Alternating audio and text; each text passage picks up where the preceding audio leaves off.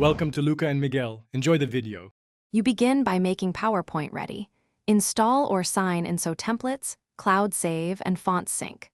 Once signed in, create a new presentation and pick a theme that matches your audience. Themes speed design and keep colors consistent.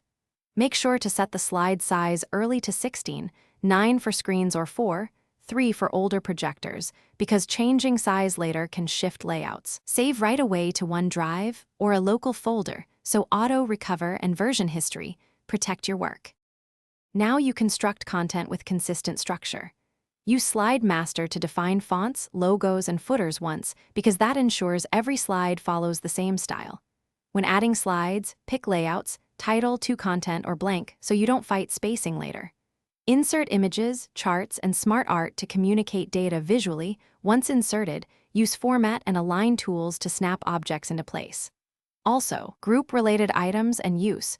Duplicate slide for repeated structures to save time, and keep alignment. Finish by polishing transitions, rehearsing timings, and testing playback on the target device. Use slideshow rehearse timings to set pacing, and record if you need voice narration. Then export to PDF for printing or MP4 for video playback. Share via OneDrive link or use File Export Package to bundle fonts and media. If something goes wrong, first embed fonts and relink missing media. If media still fails, copy files into the presentation folder and repackage. This usually fixes broken links and playback issues. Thanks for watching and please subscribe. It's the best investment you'll ever make.